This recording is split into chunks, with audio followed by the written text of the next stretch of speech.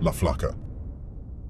La Flaca was a suspected assassin of the Gulf Cartel, and her life and death were marked by violence and mystery. Her slim body earned her the nickname, which also references a female skeleton saint venerated in Mexico. La Flaca gained notoriety when a picture of her posing with a firearm went viral on social media. These days, narco TikToks and the like are very common, and La Flaca's picture was no exception. Perhaps what struck people about this image was how young and tender she looked. She looks far more timid than all the people we've mentioned so far. However, out of everyone here, she's the only one who's an actual cartel member. As a foot soldier for the Gulf Cartel, she fought against rival factions, risking her life in the brutal drug war. However, her story took a dark turn when she was found dead, dismembered, and tortured, along with 2 other members of her faction. Her death was attributed to a rival faction within the cartel. Join us as we delve into the shocking details of La Flaca's life and death, shedding light on the violence and danger associated with the Mexican drug war. La Flaca's journey into the dark world of the Mexican drug cartels began long before she gained notoriety as a suspected assassin. Born and raised in a small town in Mexico, Jocelyn Alejandra Niño had a difficult upbringing. Growing up in poverty, she faced many challenges that shaped her future path. From a young age, La Flaca was known for her striking beauty. Her slim figure and captivating looks made her stand out in the crowd. Unfortunately, it was this very appearance that would later catch the attention of the Gulf Cartel, one of the most powerful criminal organizations in Mexico. As La Flaca entered her teenage years, she found herself drawn into a world of crime and violence. The allure of money and power proved too tempting to resist. It was during this time that she caught the eye of the Gulf Cartel recruiters, who saw in her the potential for a valuable asset. The cartel's recruitment tactics were cunning and manipulative. They often targeted young women like La Flaca, exploiting their vulnerabilities and dreams of a better life. At first, she was lured in with promises of wealth and status. The cartel offered her a way out of poverty, a chance to escape the hardships she had known all her life. Initially, La Flaca would have probably been used as a lookout, keeping an eye out for rival factions and law enforcement. As with women like her beauty and charm made her the perfect candidate for this role. She would blend into the crowd, seemingly innocent and inconspicuous, while secretly gathering information for the cartel. But as time went on, La Flaca's involvement with the cartel deepened. She was soon introduced to the world of prostitution, a common tactic used by organized crime groups to control and manipulate women. It was a dark and dangerous path, but one that she felt she had no choice but to follow.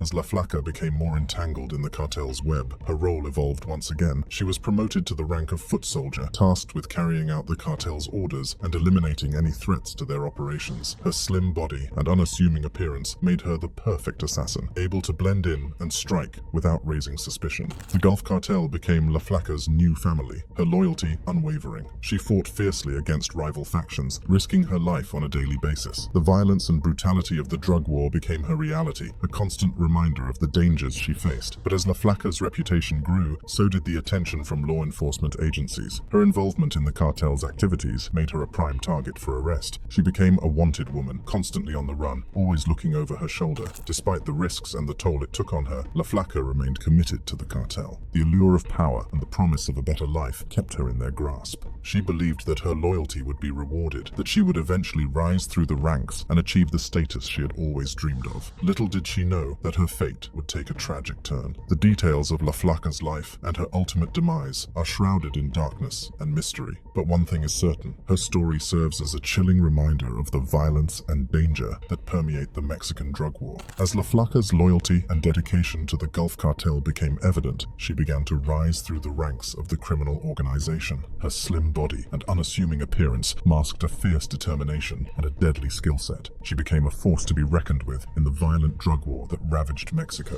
With each successful mission, La Flaca's reputation grew. She became known for her ruthlessness and efficiency, leaving a trail of bloodshed in her wake. Her involvement in the cartel's operations extended beyond mere foot soldier duties. She was now a trusted enforcer, carrying out the cartel's orders with precision and brutality. But as La Flaca's power within the Gulf Cartel increased, so did the dangers she faced. Rival factions and law enforcement agencies were constantly on her trail, seeking to bring her down. The violence and bloodshed that surrounded her became a constant presence, a reminder of the deadly game she was playing. In the midst of the chaos, La Flaca formed her own faction within the Gulf Cartel, known as Los Ciclones. She handpicked a group of loyal and skilled individuals who shared her vision and determination. Together, they became a formidable formidable force, striking fear into the hearts of their enemies. Under La Flaca's leadership, Los Ciclones carried out daring and audacious attacks on rival factions. They became known for their strategic planning and their ability to outmaneuver their adversaries. The violence escalated, and the body count continued to rise. But as the power struggle within the Gulf Cartel intensified, so did the internal conflicts within Los Ciclones. Egos clashed, alliances shifted, and trust became a rare commodity. The once united faction began to fracture, threatening to tear apart the very foundation that La Flaca had built. Amidst the chaos, whispers of betrayal and treachery filled the air. It was rumored that members of Los Ciclones were plotting against La Flaca, seeking to seize control for themselves. The tension within the faction reached a boiling point, and it was only a matter of time before the violence spilled over. And then, one fateful day, tragedy struck. La Flaca and 2 other members of Los Ciclones were found dead, their bodies dismembered and tortured. The brutality of their deaths sent shockwaves through the criminal underworld and the wider community. The once feared leader of Los Ciclones had fallen victim to the very violence she had perpetuated. The blame for La Flaca's death was attributed to Los Metros, a rival faction within the Gulf Cartel. The exact motives behind the attack remain unclear, but it was believed to be a result of internal power struggles and territorial disputes. The drug war claimed yet another victim, leaving a void in the criminal landscape.